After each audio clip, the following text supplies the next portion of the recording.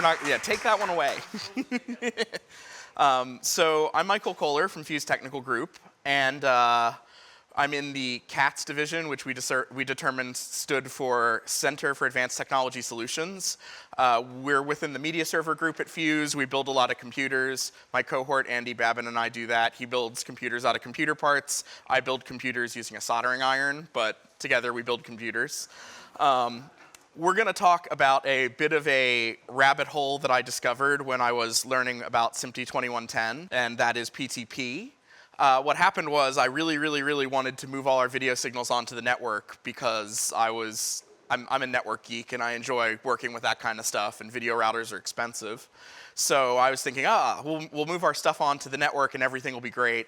And I'm watching all these tutorials and they're like, the first thing you must learn is PTP. And I'm like, okay, what's PTP? I'm starting watching these YouTube videos, and at some point, like, I woke up with my head on my laptop. I'm like, whoa, PTP, this is a really boring thing. But then I was saved by YouTube influencers. I watched a couple videos of these folks who get like really into building precision time clocks for like their homes or for trade shows and stuff. And I watched a couple of those videos, and like their excitement about it was like, it got me going and got me excited about it too. So like I was able to find the interesting parts of this technology and be able to apply it into what I do every day at work. So that's always really lucky when my ADHD hyperfocus works for me and not against me.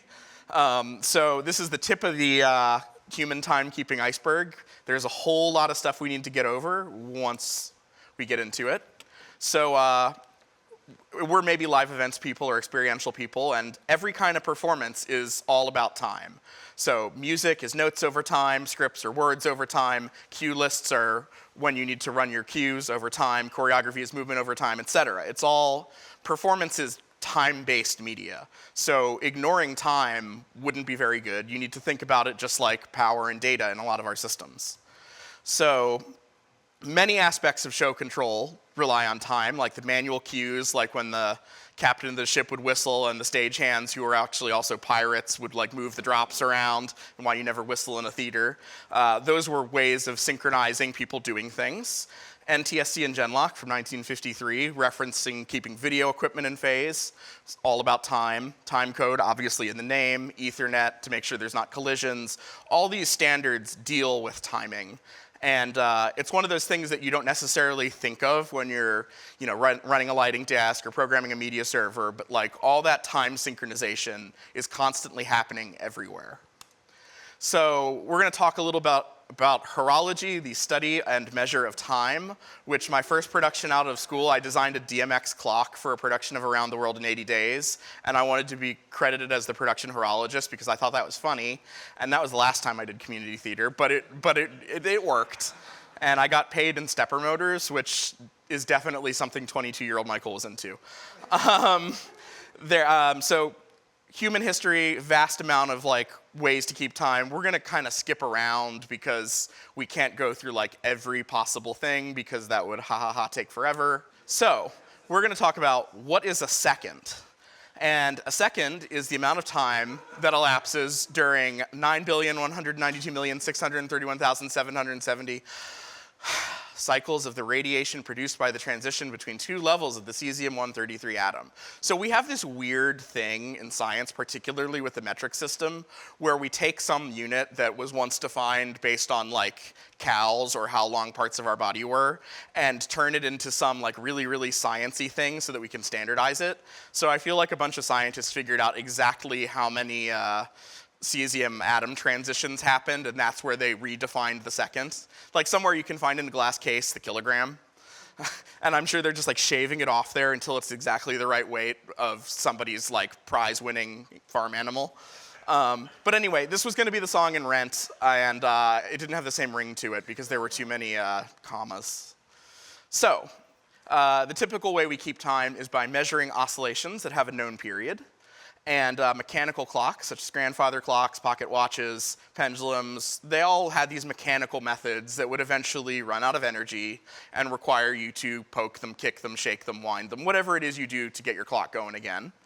And that's sort of like the problem with mechanical clocks. But the French had a pretty ingenious way of dealing with this, with pneumatic Genlock. So they had these, in England they had Collin and Wagner clocks, and in England they called them master clocks, distributing time to slave clocks, but it's 1865 and we don't like using that language. So the French referred to them as mother clock and daughter clocks. So they actually beat me to the OG Dami Mami clock name by like many, many, many years. So we've stolen all our technology from the French, but this little diagram on the right shows a set of bellows connected to a clock escapement. And basically the way this worked is every minute there would be a pulse of air coming in on that would reset the clock to make sure that it's in sync with the other ones. So this was sort of a network of these things that they built under the streets of Paris. And they started with a modest 14 public clocks and 33 municipal clocks. Here's another diagram of this thing where there's the ordinary clock on the left, ordinary clock being any device that just tells time, just like the PTP naming convention. And then all this plumbing stuff on the right that's responsible for distributing air to it every minute and keeping all the clocks in sync. So they actually built these time data centers, I'm going to call them. So this is like the AWS in 1881 in EUS 3. They had multiple redundant copies of all the pieces of this timing network to feed the 7,800 pneumatic clocks that were scattered in Paris by 1881. And this is your same red and blue, or blue and amber networks that the last presenter talked about and Cisco talks about. And it's funny because like the person who was doing this was very much like the kind of engineer who was trying to like solve the reliability of the system. And it looks very much like a lot of our video systems where you have duplicates and quadruplicates of all the important pieces. And I guess the problem they would have had is if the bellows malfunction, the clocks might explode because of the air. So I guess they had some like real consequences they had to deal with. And I'm sure like, I couldn't find any record of that happening, but maybe it did. Who want to believe? So the first real meaningful electrically powered clocks exploited this property of crystals known as piezoelectricity. And the basic gist behind that is if you take a crystal and whack it, it'll produce a voltage. But the reverse is also true. If you feed voltage to a crystal, it'll vibrate at a very specific frequency. So somewhere in the crystal factory, there's someone who's carving down these crystal tuning forks so that they oscillate at a very specific frequency. And then when I go into DigiKey to buy crystals for projects, I get the one that was carved down to the right frequency for my specification, which I'd like to believe that's how those are still made. And this is the basis for how most computer keeps time today. There's crystal oscillators in everything. Like, here's a circuit board I made that doesn't really work, but it does have a crystal oscillator on it that's accurate to half a part per billion, which is quite good. And it was like a $50 part, even though it's like the size of a grain of sand. So very expensive, but crystals oscillate, and that's how we keep time in computers. So how do you measure those crystals? Common way for doing stability on oscillators is measuring them in parts per million, which is a unit that doesn't make any sense to me. I think that I'm getting poisoned or something. 20 parts per million at 39 degrees C. So what does that mean? I did a little bit of math, which I hate doing, but hey, here we are. You get 60 seconds in a minute, 60 minutes in an hour, 24 hours in a day. So there's 86,400 seconds in most days. Time's weird. 20 parts per million means that the error accumulation will be 20 times 1 over a million, and it's 0.0002. So that looks like a very small number. But if we multiply that by the number of seconds in a day, we realize that our clock's going to drift by 1.728 seconds in a day, which is great if you've got like one of those badass Casio calculator wristwatches, but that's probably about it. So we need better clocks, so fancier, spicy oscillators. These are oven-controlled or temperature-controlled crystal oscillators. I've seen OCXO, TCXO. There's many different ways for specifying that part, but it puts the crystal in a little oven on the device and heats it within the ideal range. Really, it's just some resistive heating elements, but it keeps it where the crystal wants to be to oscillate at exactly the frequency you expect it to be. So you can get a stability of 1 part per billion, which if you do all that math, means you lose a second after 32.4 years. That's pretty good. Like, I feel like I'm not going to miss that second after 32. I'm sure there's bigger problems in my life. But the scientists, preoccupied with whether they could, didn't stop to think if they should build more accurate clocks and develop the spiciest clocks. Parts per trillion. So basically, the way atomic clocks work is they microwave cesium and measure the vibrations. I don't think they use a real microwave, and I don't think they're necessarily measuring the vibrations. It's, again, those like oscillations and state changes, but I wasn't going to do the nuclear physics to figure that out. But they can keep time up to 0.001 part per trillion, which is losing a second over 32,384,400 years, which is it's good enough. We'll just go with that. So, I mean, that's such a big number that we kind of don't want to think about how long it takes to lose a second. We need some new units. So if you go 1,000 times shorter than a second, you get a millisecond. And there's 16 milliseconds in one frame of video if you're running at 60 hertz, which hopefully you are, or at least faster. And then if you go 1,000 times smaller than that, there's microseconds. It's a millionth of a second. But what if we needed to measure things even more precisely than that? Well, have I got the unit for you? This is nanoseconds, aka nanos as the cool kids call them. This is how computers measure latency. It's a billionth of a second, whatever the hell that means. Anyway, nanoseconds, I'm going to let Admiral Grace Hopper explain the nanosecond because she does a better job of it than I do. Now, I know nothing about computers, and you know everything about computers. She invented the compiler, everything. basically computer programming as we know it. Is there anybody who would know more? Well, I expect some of these good youngsters coming along know more. But you're known as the queen of software. Is that right? More or less. Mm-hmm. Now, you know, quite a bit about that. That conjures so an she's image on this of talk somebody show who with has some a lot guy of Tupperware and is parties. explaining time. Well, I could give you a nanosecond. Okay, now, I see. I don't even know what that is, Grace. Well, you see, we started with milliseconds, thousandths of a second, and then we went to microseconds, millionths of a second, and now we talk about nanoseconds. That's a billionth of a second. Mm-hmm. But well, they told me billionth of a second, and I didn't know what on earth they were talking about. Right. It didn't make sense to me. So one day I called over to engineering and said, cut off a nanosecond, send it over to me. And so I've got a bundle of them here, and you can pick your color. oh, they come in So colors. we're going to pass out nanoseconds. y'all. Now, in the old days, you only had the choice of white or gray, I think. Take one, pass it around. Now, Grace, I understand that this is a visual... That is the maximum distance that light or electricity can travel in a billionth of a second. So a billionth of a second, No, you can go no this faster, far. no farther. And when an admiral asks you why it takes so damn long to send a message by a satellite, you point out to him that between here and the satellite, there are a very large number of nanoseconds. I guess so. All right, I tell you what, we have to pause here, Grace. We'll be right back. We'll continue talking about. So there's our universal speed limit for as fast as we can go with most of our bandwidth and communications. So eventually, the further away you get, the longer anything's going to take, no matter what. So nanoseconds. So I wanted to see how much it would cost to get me a nanosecond precision clock for my apartment, and I just Googled it on eBay. I found a cesium clock. It was $4,900. The offer said not much used, so maybe it was the backup. There's a major alarm light on it. I don't want to know what that means. And ITAR doesn't like if you ship these things around anywhere outside the US for some reason. So anyway, that's going to go on the Christmas list, and maybe we'll revisit that later with some more things that I would really like.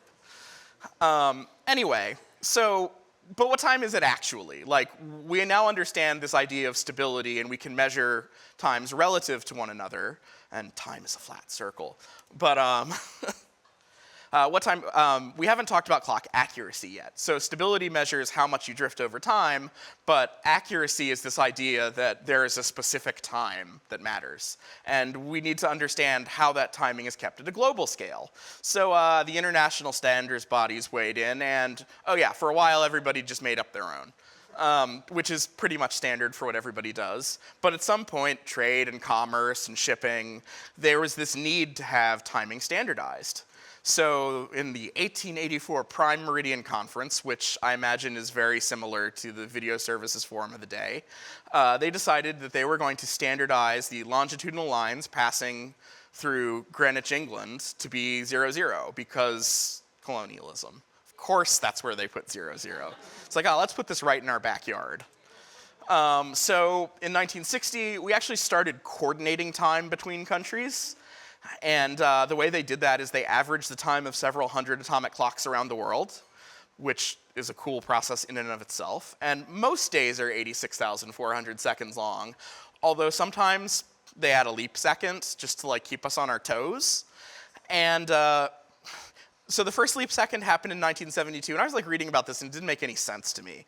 There have been 27 in total, and then there was this statement that on average a leap second occurs every 21 months.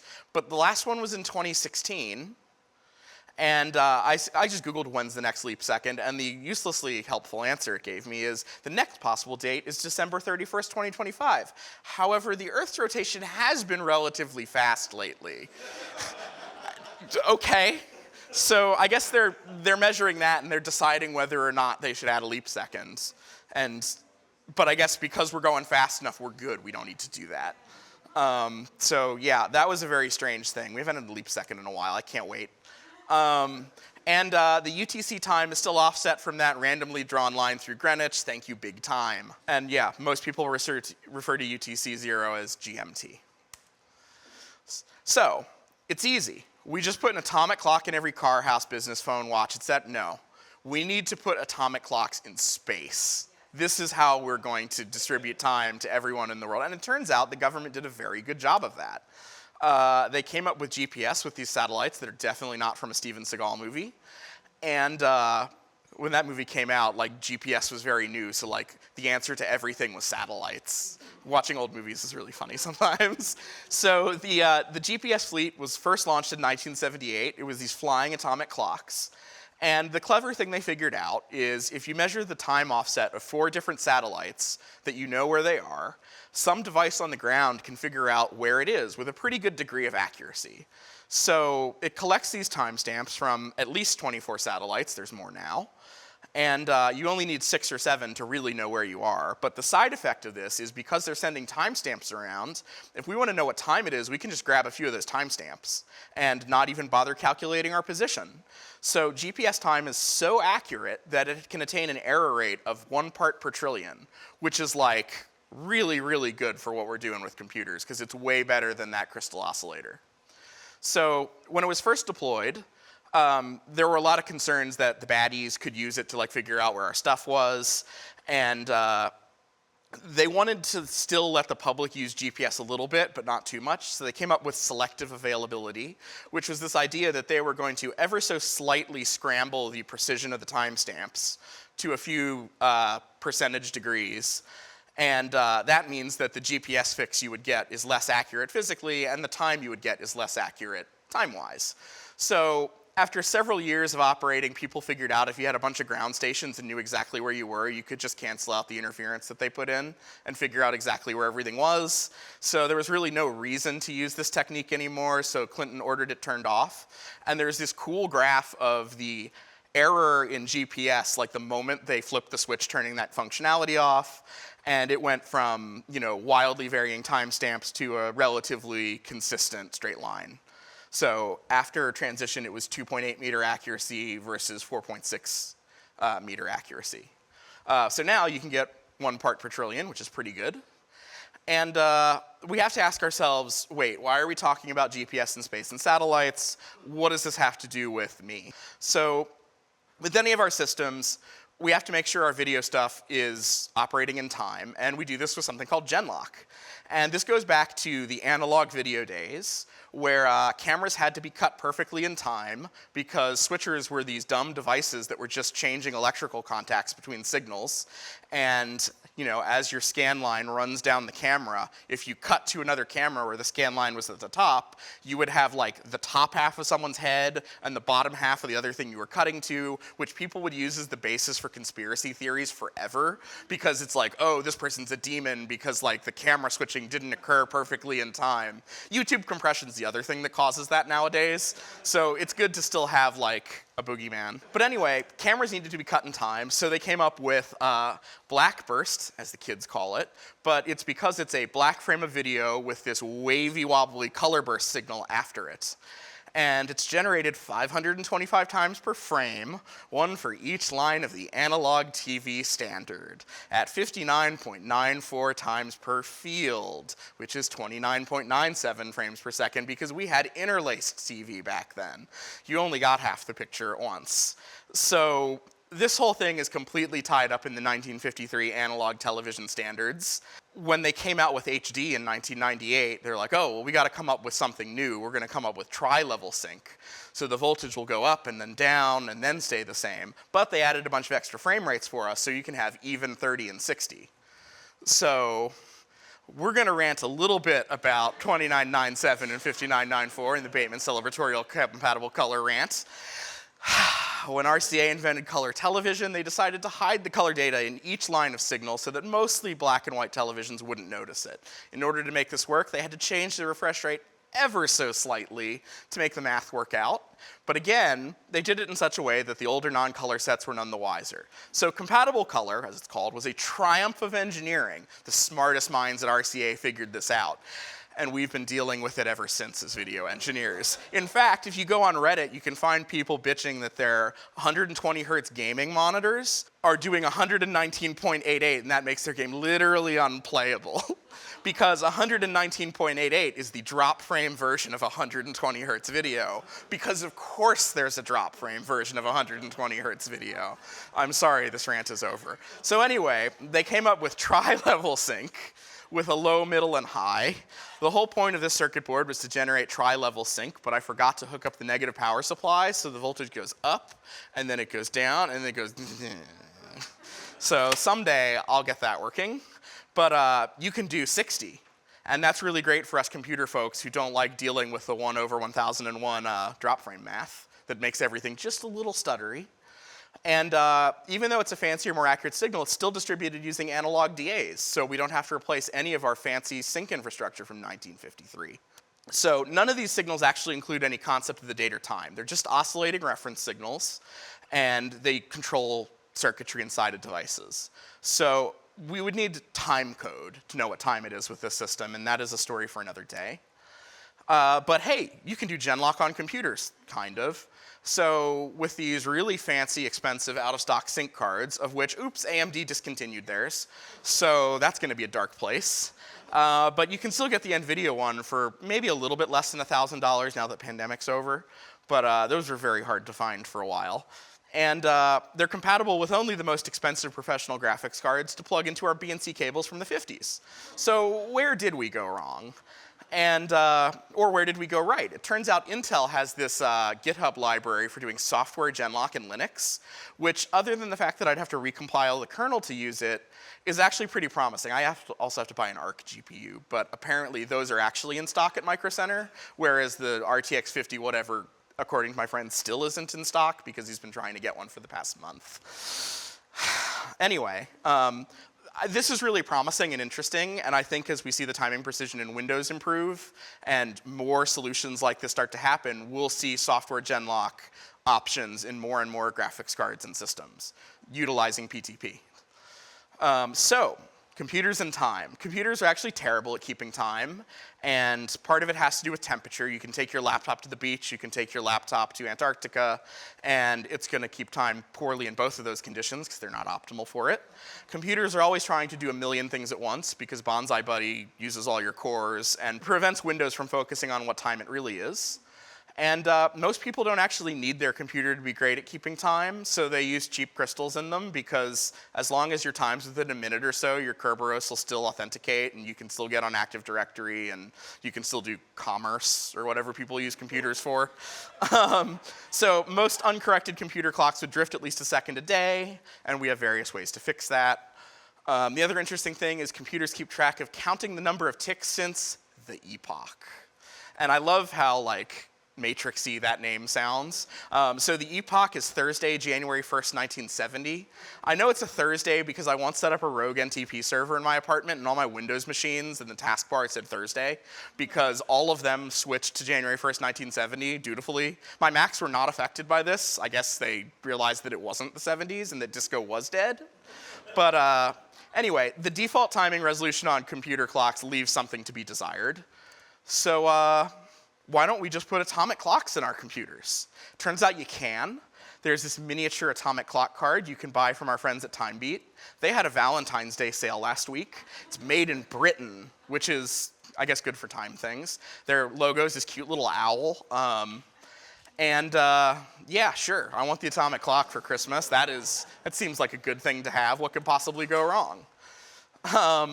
So my ADHD moment about this is I got the Valentine's Day sale email from Jason at TimeBeat sliding into my DMs. It's like, this Valentine's Day, we're spreading the love with an exclusive offer, 20% off your order of timing stuff. And I feel like they could probably do a better job finding a mascot. So I actually found them one. Her name is Oro Crony. She's a VTuber with 1.03 million followers on YouTube. She mostly plays like Minecraft or other fun like kind of video games, or just does just chatting streams. She's got a clock form where she's some sort of arbiter of time. She's got a Neko form like everyone does, but also canonically she has a helicopter form. I'm not really sure why, but like this came up when I was doing my research, and this wasn't the strangest thing I read. Turns out that she was involved in some kind of crypto scam. She got hacked. Somebody like advertised a crypto coin under her name. Now there's all these like guys wearing suspenders having podcasts about her and the crypto coin. There's memes about it going to the moon. I don't know. Enough internet for this week. Anyway, so we can't put atomic clocks in every computer, so we had to settle for NTP. NTP is a software-only solution for distributing time between computers. It has this stratum concept to classify clocks. Stratum 0 is the atomic clock. You're not on the network. It's just this like floating GPS reference. But any computer connected to that is stratum 1. Any computer connected to a stratum 1 clock is a stratum 2, and so on and so on. And the idea is that the further away you get from the atomic clock, the less you should be trusted with knowing what time it is by a certain amount. So NTP doesn't just set the clock directly. It's actually used to discipline the system clock. And that's what this cat is doing here. What he's doing is he's gently adjusting the time forward a little bit so that it's dinner time, but that hopefully his owner doesn't realize, because large swings in time cause problems with computer programs. If the time jumps suddenly, all kind of chaos is going to break loose. So he thinks that if he adjusts the clock hand slowly enough, his owner will feed him sooner, and then he can keep adjusting them and get fed again and again and again. This is completely accurate, and this is going on inside your computer. But NTP can resolve time within 1 millisecond, which is fine, but it's not great. So business needs, we kind of talked about this. Based on the client polling a server, basically saying, hey, what time is it? And the computer says, oh, it's Wednesday. And we need something better than that, obviously, because we're doing high-frequency video. And they came out with PTP, not for us, but for financial transactions, insider trading, telecommunications towers, database synchronization, World of Warcraft, oil and gas discovery. Oh, broadcast. Yeah, they're down there. So PTP defines an architecture where devices can synchronize their clocks accurately by taking into account both the delays inside the computer as well as delays transiting the network. So it can be as accurate as being directly connected to GPS, which is good because you don't need line of sight to the sky for PTP to work. And while it can be in software-only mode, one of the key things about PTP is that there's a lot of specialized hardware that manipulates those timestamps when packets are going into and out of the computer. So it allows the timing to be measured even when the computer is busy playing World of Warcraft. So how does PTP PTP? It sends synchronization packets between devices on the network, which we sort of talked about in an earlier talk. And these timestamps are generated in special hardware that makes them very accurate because, again, they're not bogged down by other things. So here's the diagram of a clock and a computer with its time misset by 100 seconds. It doesn't know that yet. But basically, the clock's going to send out an announce packet saying, hey, this time it's 000. We're not doing any units. We're going to keep it with really simple numbers so the math kind of makes sense at the end. And it goes across the network. It takes 5 to do that. And it reaches the other computer. And the other computer is going to write down a timestamp saying, oh, hey, I received T1 at 01:05. OK, great.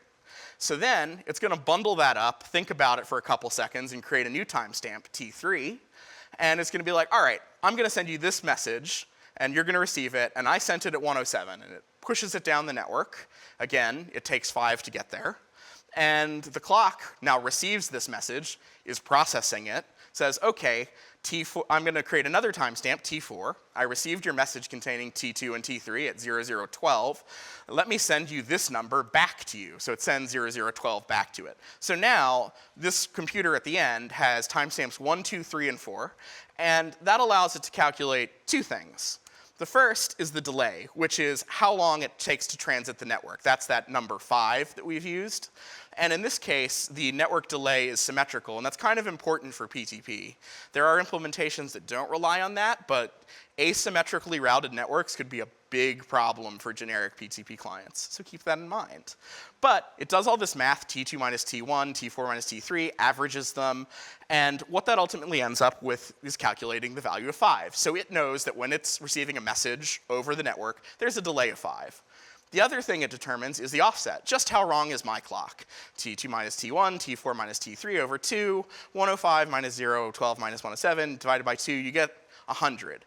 That way, the computer knows that its clock is off by 100 from the clock that's sent at that time, and it's able to begin disciplining its clock to account for that. And it does this very, very frequently. In fact, in the SMPTE spec, it does it 4 times per second. So every device that's trying to sync to a clock is constantly yapping upstream to its border clock about, hey, what time is it? Hey, what time is it? Are we there yet? Anyway, inside every PTP system, there are 3 clocks. Someday this shirt will be available for sale online, but it turns out it takes 5 days for you to be a registered t-shirt seller. So there's the system clock / tick, which is what time the program thinks it is. There's the real-time battery-backed clock. That is a clock that's always running even when your laptop is off. That way, when you boot up your computer after it's been sitting in a drawer for a couple days, it doesn't think it's January 1970. And then there's the PTP hardware clock, which is what's actually syncing to the network and then we use to discipline our system clock later. So the cat here is running the Linux command pht to sys to discipline the hardware clock, or discipline the system clock. So tons of confusing terms in PTP, lots of acronyms. You've got the Grandmaster clock, the big boss, chosen by an algorithm, very popular in 2025. We all love algorithms. And we'll talk about the algorithm later. We got the Dami-Mami clock. This is the clock that is in charge of any devices below it, but it's okay, it's consensual, everybody loves a little discipline. Any clock that is the time source for any other device, any port on a PTP-aware device can be in this mode. So switches obviously can do both, pun intended.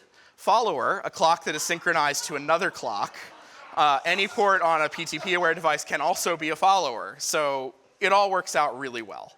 Ordinary clock is a device that just wants to know what time it is, doesn't really care how it gets there. Those are your cameras, your switchers, your media servers. They're not interested in participating in this PTP fight to the death about who has the most accurate time. They just need that information. A boundary / border clock is a switch with multiple ports that can be either leaders or followers.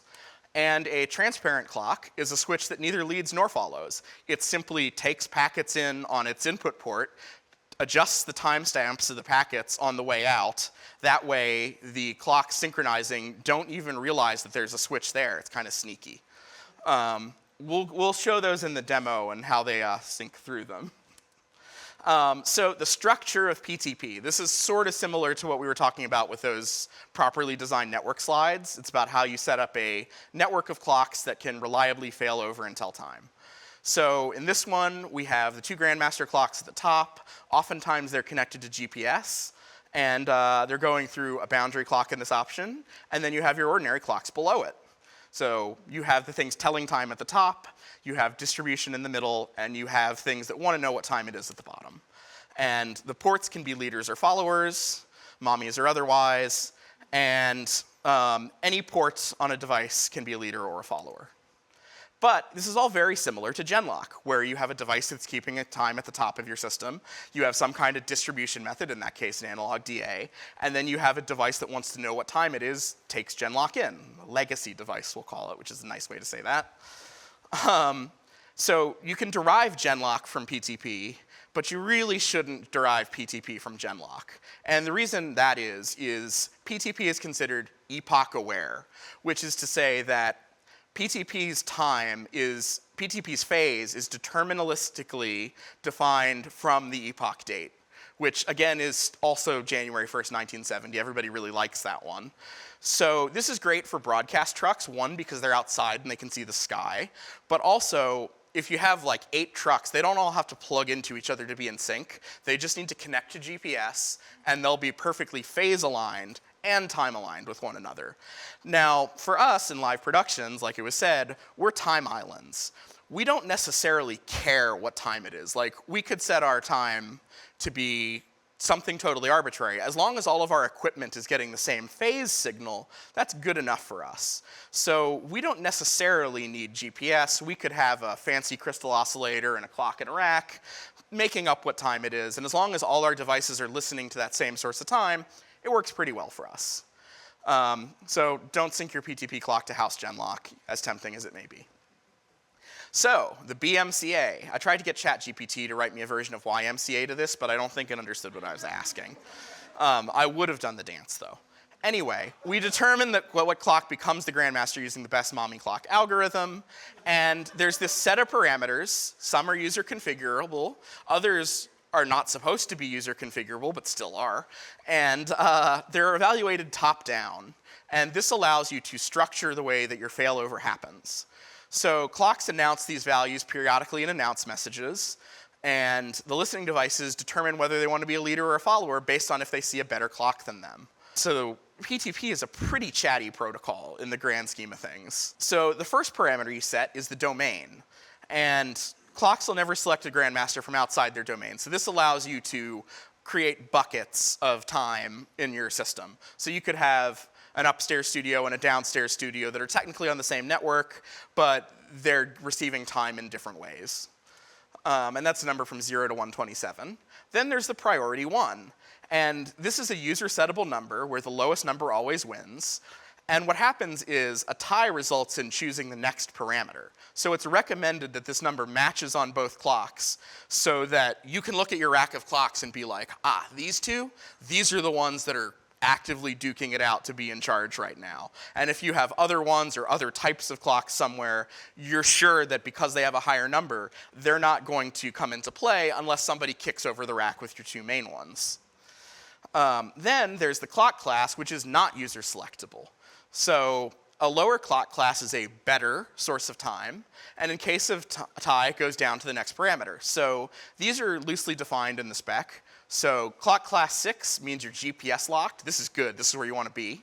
Clock class 7 is, well, it's cloudy out, so we've lost our GPS signal, but we have a good oscillator, so like we're still in spec. Your oscillator will last you for a certain amount of cloudiness before you really need to see the sky again. So that's class 7. Not as good as class 6, but pretty darn good. Then there's a huge jump to clock class 220, and that is we've locked to somehow sync source, which is genlock. So we know that the phase is good, but we have no idea what day it actually is because the epoch data doesn't exist. And then there's clock class 248, which is you've locked to an internal oscillator, you're receiving steady time, but you have no idea what day it is. You're just getting pulses.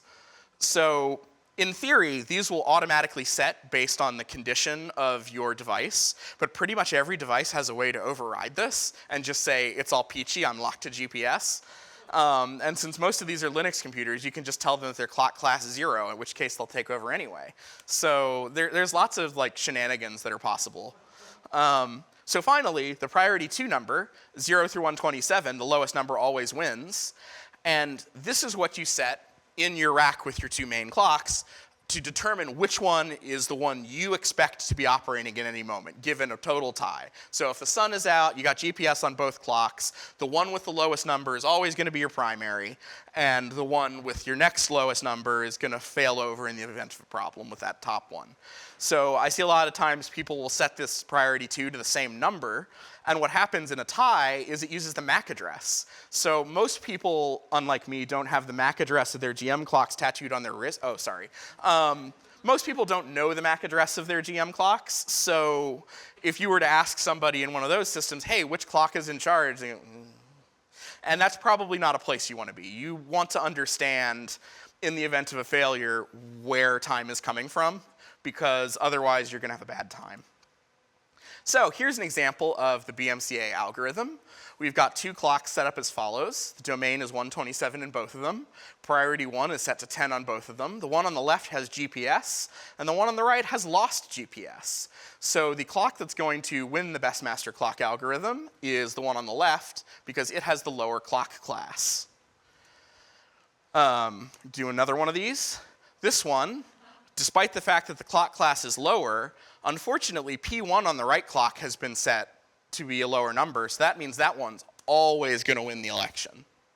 So it's quiz time. We're going to get y'all to do some audience participation. Choose your fighter. So which clock's going to win here? The one on the left or the one on the right?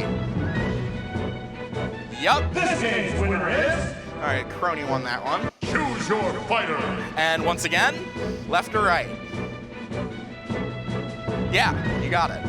Got the lower clock class. This game's winner is... All right, we'll do one more. Choose your fighter.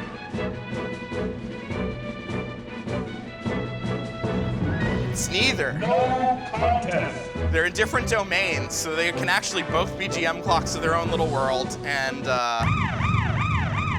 we're gonna kind of skip over the part about security because I always run out of time. But like, let's say you have some random Raspberry Pi that's acting as a grandmaster in your network. You can set the clock class to 2 in this text file, which shouldn't even be allowed. I made the P2 69 because we're never going to get down to that number because we made the P1 1. It's the boss. It's set to January 1st. It's got cows on the PCB. So what we need to realize about security is if you're not careful, anything can become in charge of your time network, which is probably not what you want. There's the AMT, the acceptable mommy table. That's a list of MAC addresses that are permitted to be a leader clock. This is a pretty good idea if you've got if you've bought 8 clocks off of eBay and that's like your network. Just put in the MAC addresses there so that some random Raspberry Pi can't be the leader of your network next week. In PTP 2.1, they added some security features, but I don't think anybody's really implemented that. And there's already a PTP v3, so I'm not even sure what happened. We talked a little bit about boundary clocks and how they solve the yapping problem of all of the followers. Basically, if you had a zillion devices screaming at a grandmaster clock, it has to deal with calculations for every single one of those clocks. So at some point, the grandmaster clock's just going to fall over. What a boundary clock does, it allows you to put multiple boundary clocks between all your sets of devices, which means you might have 30 devices screaming at a boundary clock, but that boundary clock only has to scream at the grandmaster clock once for that. So if you have 6 boundary clocks, you can have 20 devices each screaming at the boundary clocks, and then only have 6 boundary clocks asking the grandmaster clock, hey, are we there yet? So think of them as reclocking DAs for PTP. So I wanted some fancy equipment to monitor PTP, and oh no, the thing I wanted is $22,000, but they made this marketing video that is probably one of the greatest works of our generation by some intern somewhere. This lighting, this music, it has no business going as hard as it does. I mean, again, this is just kind of an oscilloscope reference monitor sort of rasterizer thing. It's not that exciting, but like, I want to spend 22 grand. Anyway, not only do I need that, I also need all these licenses for it so that it can do PTP things. Really expensive. So I couldn't do that, so I had to build my own test equipment. Because, yeah, someday I will be able to use one of those. But it turns out you can use a regular Raspberry Pi Compute Module 4 to measure, generate, and sync to PTP. So I built these little clock boxes, and they're very similar to just a Raspberry Pi 4 dev board, but I put these fancy LED displays on the front because I really wanted to have a nice rainbow clock last June when I did Infocom, and it was Pride, and I really wanted a nice rainbow GM clock. So anyway, these are set up such that one of them is operating as the Dommy Mommy clock, and the other one is follower clock. And what these have that most other devices don't have is they have an extra pulse per second output that I can plug into an oscilloscope. I've got my little USB travel oscilloscope here. This is the most TSA compliant oscilloscope I own because it fits in a bag. And what we can do is, even though you can see the time moving on these, you can measure it much more accurately with a scope. So we're going to go into the live demonstration portion of our day, and we'll see just how screwed up everything is. Yeah, the switch logs me out every time. This is the cheapest PTP switch money can buy, and the web UI definitely shows. So we'll just make sure that PTP is off right now because I start the demo with it off. Haha, it's on. We'll just go turn that off. And we will go into our Linux terminals, and we have 2 clocks here. We will start up our GM clock. You'll see it print a bunch of crap to the terminal saying, assuming the Grandmaster role. This is the one I want to be in charge. And we do have like a couple problems here. Did I set the time on this one? Oh yeah, 14:53. By default, these don't know what time it is, so I just set them from my watch because we're inside and GPS never works and it always embarrasses me. But because of the 3-wolf 2 clock thing inside of us, we do need to synchronize the PTP generator clock to this arbitrary system clock. So we'll use the phc2sys command. And what it's going to do is it's going to slowly discipline the PTP clock into the time that I've manually programmed on this. That way, when we sync our other clock, it'll display the correct time. So the numbers it's showing slowly decreasing is the number of nanoseconds out of sync it is. And once it's wrapping around 0 nanoseconds, I'm going to stop that process because it's CPU intensive and it makes the thing run slowly. So now we're going to move down to our follower clock here, and we're going to start up PTP, and it's listening for those announce messages. And it sees nothing. And the reason it sees nothing is because I haven't turned PTP on. So it's selected its local clock as the best master, and that's not what we want. So we need to go into the switch, and we're going to do boundary clock mode first. We're going to enable the boundary clock on ports 1 and 2. We're going to hit save, and then we're going to go into PTP status, and we're going to look at the switch's clock. You can see that the switch is set to free clocking mode, which means it is now attempting to lock to the GM. And also, this clock here is seeing that a new potential clock has existed, and it's thinking about locking to that too. So it's locking to the switch, and the switch is locking to the mommy clock. And I have to turn on auto refresh mode. I always forget that. It's still locking. You can see it's 1,339 presumably nanoseconds off, but every few seconds when the page refreshes, that number gets smaller and smaller and smaller. And at some point, it gets small enough that it says it's locked. And it'll still improve its lock over time because this isn't actually very good.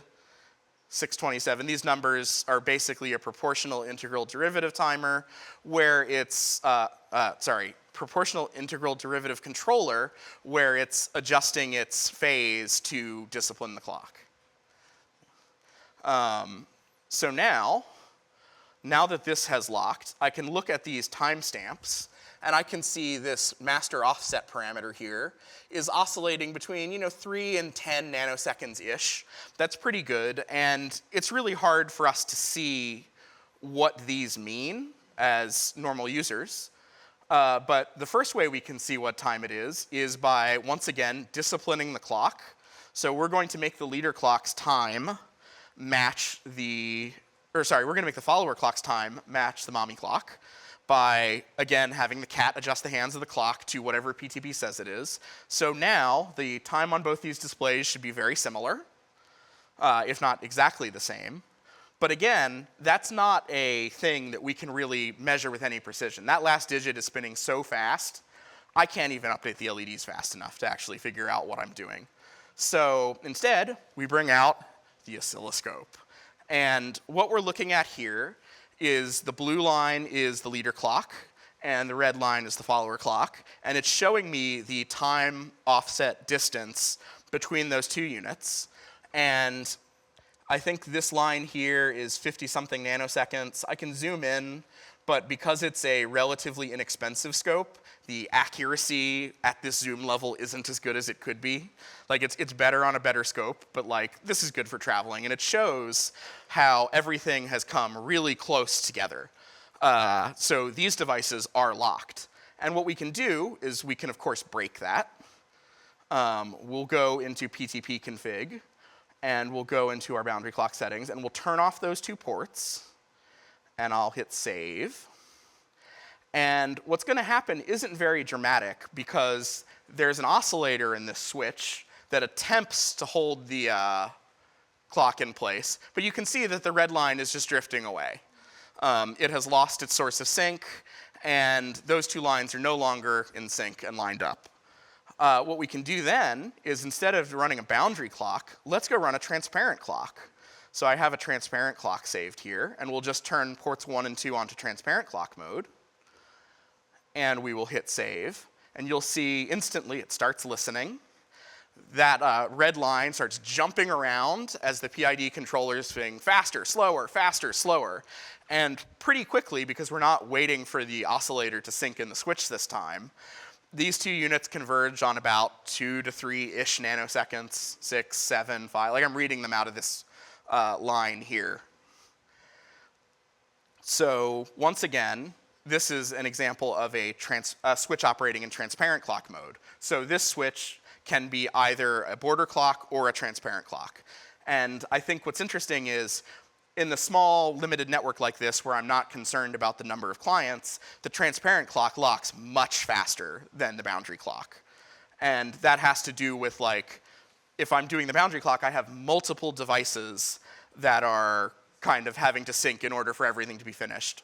But in the transparent clock mode, I only have the 2 endpoints. So we're going to go back to the presentation. That's the end of our demo portion. And we're going to talk about why this matters. PTP is the basis for SMPTE 2110. As somebody who has run miles of that thick cable through a theater in order to do 12G SDI infrastructure, 12G SDI sucks. And 24 SDI, oh no, somebody actually standardized 24G SDI, ST2083. It involves 2 cables, so I don't think it's real. But also, a bunch of people talk about 48 gig SDI, and that involves 4 cables, and I couldn't really find any real information about it, so I think it's a conspiracy by Big Cable.